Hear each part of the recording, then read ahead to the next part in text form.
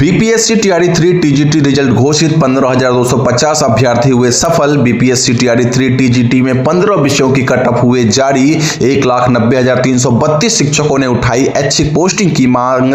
17वीं BPSC PT परीक्षा हुई रद्द। दोबारा होगी परीक्षा। जनवरी 2025 में सक्षमता पास शिक्षकों को मिलेगा राज्यकर्मी का दर्जा। विद्यालय में निरीक्षण में पाई गई अनियमितताएं की सूची। जनवरी फरवरी 2025 में अंडा मौसमी फल की दर में बढ़ोतरी। एनसीईआरटी किताबें अब फ्लिपकार्ट पर भी उपलब्ध।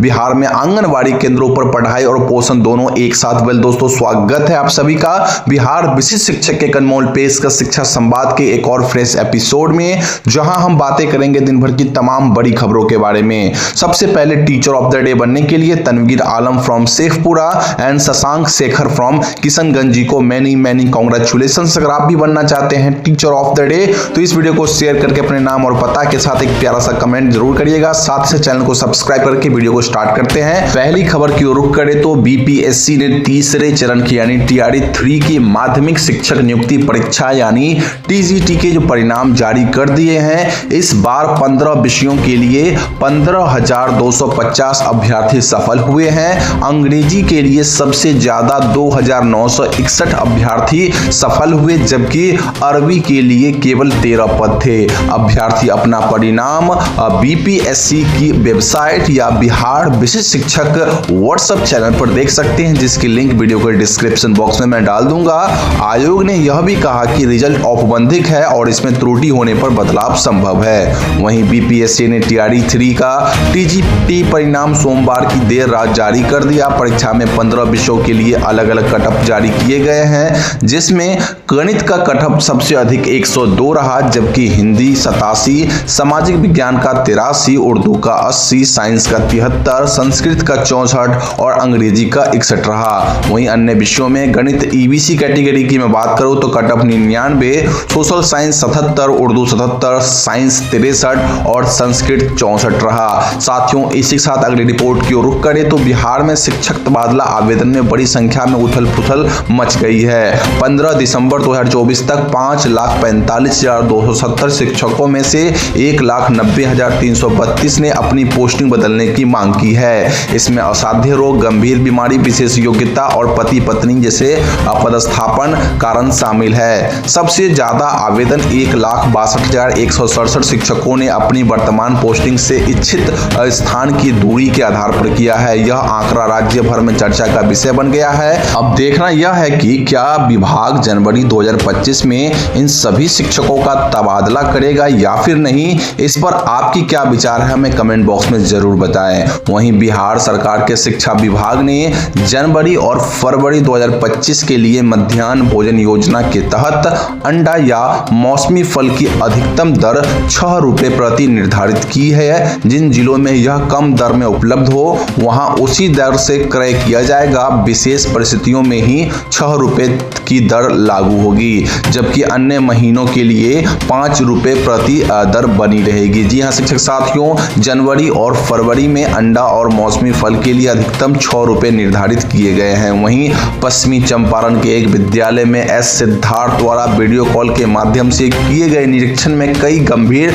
अनियमितताएं सामने आई है। इन अनियमितताओं में विद्यालय की सफाई की कमी, वर्ग कक्षों का रंग रोगन न होना, छात्रों की उपस्थिति में कमी, बच्चों का बिना यूनिफॉर्म के होना, मध्याह्न भोजन का मेन्यू से भिन्न होना, बच्चों का चप्पल पहनकर और बिना दरी के भोजन करना, नियमित गृह कार्य न देना, बच्चों के पास विषयवार नोटबुक न होना और शौचालय में रनिंग वाटर की सुविधा की कमी शामिल है। साथियों, अगली रिपोर्ट की रुख करें तो बापू परीक्षा भवन में आयोजित बीपीएससी की 17वीं पीटी परीक्षा को आयोग ने रद्द कर दिया। लगभग 12,000 अभ्यर्थियों को दोबारा परीक्षा देनी होगी। आयोग के अध्यक्ष की बैठक के बाद यह निर्णय लिया गया, जिसमें हंगामे और अफवाहों के बाद यह फैसला लिया गया। हालांकि पूरे राज्य के सभी अभ्यर्थियों का परिणाम एक साथ जारी किया जाएगा, लेकिन दोबारा परीक्षा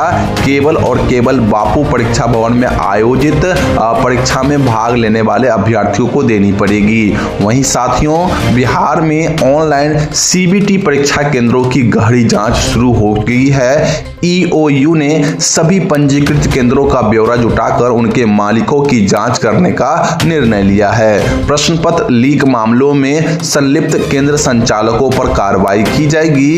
ईओयू ने कोचिंग संस्थानों और संगठित अपराधियों के डाटाबेस को भी अपडेट किया है। छात्रों को अफवाहों से बचने और परीक्षा संबंधी जानकारी देने के लिए हेल्पलाइन जारी की है। आखिरकार कब तक बिहार में ये खेल चलता रहेगा, ये देखने योग्य बात होगी। वहीं साथियों, एक वायरल खबरों के अनुसार जनवरी 2025 में सक्षमता 1 और सक्षमता 2 के पास शिक्षकों को राज्यकर्मी का दर्जा मिलने के बाद ही ऐच्छिक ट्रांसफर और प्रधान शिक्षक की नियुक्ति की प्रक्रिया एक साथ शुरू होने वाली है। इस प्रक्रिया को लेकर सचिवालय में जोर शोर से तैयारी की जा रही है। विभाग द्वारा जल्द ही इस पर आधिकारिक घोषणा होने की संभावना है। जी हां शिक्षक साथियों, खबरों के अकॉर्डिंग तो यही कहा जा रहा है कि सक्षमता 1 और 2 के अभ्यर्थियों को पहले राज्यकर्मी का दर्जा मिल जाएगा, इसके बाद जो है आगे की कार्रवाई होगी। वहीं बिहार में अब आंगनवाड़ी केंद्रों पर बच्चों को पोषण के साथ साथ प्री प्राइमरी शिक्षा भी दी जाएगी। राज्य के 1 लाख आंगनवाड़ी केंद्रों को प्राथमिक स्कूल से जोड़ दिया गया है, जिससे सभी बच्चे कक्षा 1 में दाखिला ले सकेंगे। नए पाठ्यक्रम के तहत 1 से 3 वर्ष के बच्चों के लिए आधारशिला और 4 से 6 वर्ष के लिए नवचेतना सिलेबस तैयार किया गया है, जो अप्रैल 2025 से लागू होगा। इसका उद्देश्य बच्चों को पढ़ाई में मजबूत नींव देना और ड्रॉप आउट की समस्या को खत्म करना है। वहीं साथियों, अब एनसीईआरटी की किताबें फ्लिपकार्ट पर भी उपलब्ध होगी, जिससे छात्रों को किताबों के लिए परेशान नहीं होना पड़ेगा। शिक्षा मंत्रालय और एनसीईआरटी ने फ्लिपकार्ट के साथ करार किया है ताकि किताबें देश भर में तय मूल्य पर आसानी से खरीदी जा सके। पहले एनसीईआरटी की किताबें फ्लिपकार्ट पर ज्यादा दाम पर मिलती थी, लेकिन अब फ्लिपकार्ट पर एनसीईआरटी का समर्पित स्टोर होगा, जहां से किताबें सीधे वितरकों के माध्यम से उपलब्ध कराई जाएगी। तो दोस्तों, ये थी दिन भर की सभी बड़ी खबरें जो कि मैंने आपको प्रोवाइड कर दी। अन्य सभी खबरों के लिए बिहार विशिष्ट शिक्षक के ऑफिशियल व्हाट्सएप चैनल से अभी जुड़ना मत भूलिए। लिंक मैं वीडियो के डिस्क्रिप्शन बॉक्स में डाल दूंगा। आप